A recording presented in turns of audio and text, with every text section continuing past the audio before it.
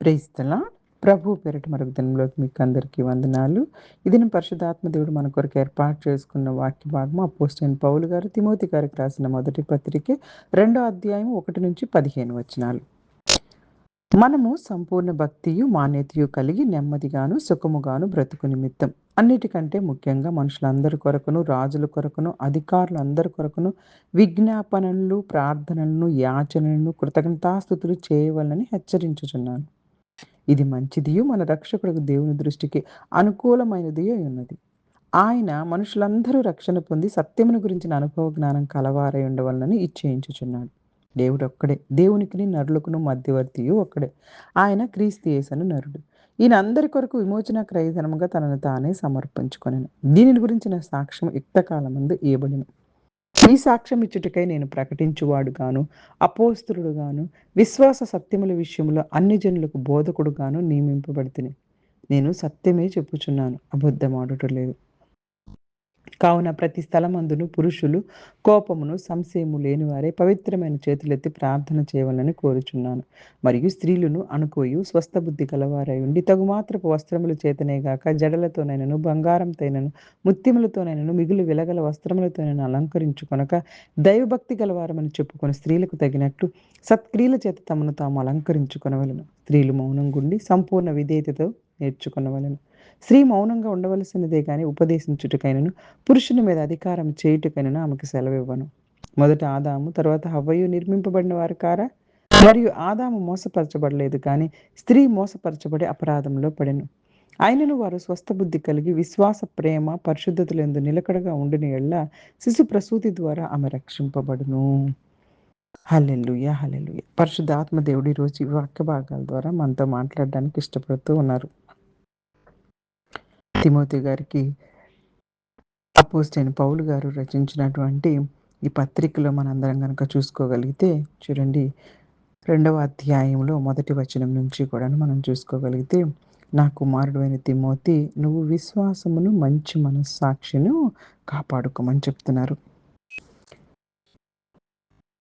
మనము సంపూర్ణ భక్తి అలాగే మాన్యత కలిగి సుఖంగా అందరం ఉండాలి అంటే మనం ఏం చేయాలి అంటే అందరి కొరకు ప్రార్థించే వారిలో మనం ఉండాలట. దేవుడు అందరూ రక్షింపబడాలని కోరుకుంటున్నారు. యేసుక్రీస్తు ప్రభువారు మాత్రమే మధ్యవర్తి. సంఘంలో పురుషులు స్త్రీలు ఎలా ప్రవర్తించాలో కూడా ఇక్కడ పౌలు గారు తెలియపరుస్తున్నారు. మొట్టమొదటిగా అందరి మనుషుల కొరకు ప్రార్థనలు విజ్ఞాపనలు కృతజ్ఞతలు చేయాలని బోధిస్తున్నారు. అంటే ప్రార్థనలో మనం ఎలా చేయాలి అంటే మొట్టమొదట దేవునితో ఆరాధన, దేవుని యొక్క గొప్ప ఆయన యొక్క మహోన్నతమైన శక్తి అన్నిటి గురించి మనం ప్రార్థిస్తాం. విజ్ఞాపనలు చేయాలి. ప్రతి అవసరాలు దేవుని ముందు ఉంచాలి. అలాగే ఇతరుల కొరకు మధ్యవర్తిగా కూడా ప్రార్థించాలి.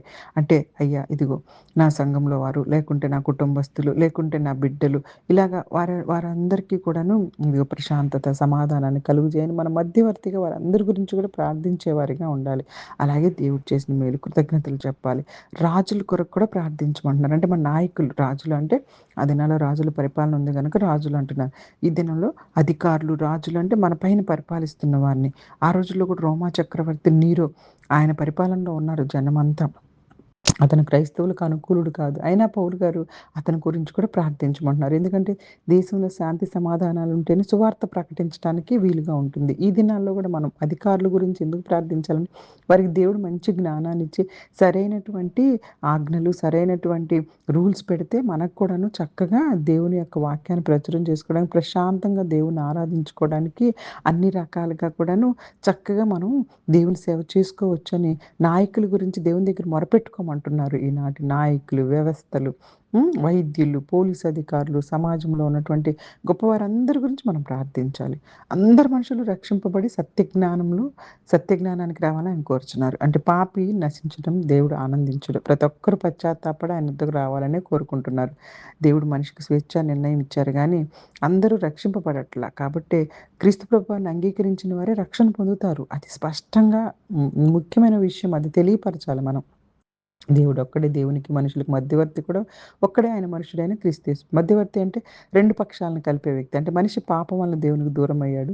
యేసుక్రీస్తు ప్రభు పరిస్థితిలో మరణం ద్వారా దేవునితో మనిషికి సమాధానాన్ని ఏర్పాటు చేశారు. ఆయన పూర్తిగా దేవుడు, ఆయన పూర్తిగా మనిషి యేసుక్రీస్తు ప్రభువారు. ఆయన మాత్రమే పాపరహితుడు. ఆయన మాత్రమే మన పాపాల కొరకు ప్రాణాన్ని అర్పించారు. కాబట్టి ఖచ్చితంగా తండ్రి దగ్గరికి వెళ్ళే మార్గం యేసుక్రీస్తు ప్రభువారే. పౌలు గారు ఇంక కూడా 7వ వచనంలో ఏమంటూ ఉన్నారంటే, తాను అపోస్తలుడిని, బోధకుడిని, అన్ని జనులకు విశ్వాసం మరియు సత్యాన్ని ప్రకటించే సేవకుడిని. అంటే దేవుని సువార్తకు యూదులు మాత్రమే కాదు, సమస్త జనులకు ఉద్దేశించారన్న విషయం తెలిపారు. అన్ని జనులకు కూడా అని తెలియపరచటానికి. ఇక్కడ పురుషులకి ఒక బాధ్యత చెప్తూ ఉన్నారు పౌలు గారు. ప్రతి స్థలమందంట పురుషులు పరిశుద్ధమైన చేతులెత్తి కోపాలు, సంశయాలు లేని వారిగా ప్రార్థన చేయాలి. అంటే పరిశుద్ధమైన చేతులంటే ఏదో గబగబా వెళ్లి చేతులు కడుక్కోవడం కాదు. పరిశుద్ధమైన జీవితం. నిజాయితీ, పాపం నుండి దూరంగా ఉంటూ, దేవుని ఎదుట శుద్ధమైన హృదయం కలిగి ప్రార్థనలు చేసేటప్పుడు కోపాలతో, ద్వేషాలతో, అసూయలతోటి, కలహాలతో ఉండకూడదని చెప్తూ ఉన్నారు. ఇక్కడ స్త్రీల గురించి కూడా కొన్ని ముఖ్యమైన విషయాలు. బాహ్య అలంకారాలు ఎందుకంటే, ఆ రోజుల్లో కొందరు ధనవంతులు కావాలని ముత్యాలు, బంగారాలు, ఖరీదైన వస్త్రాలతో తమ సంపదను ప్రదర్శించడానికి వస్తూ ఉంటారు.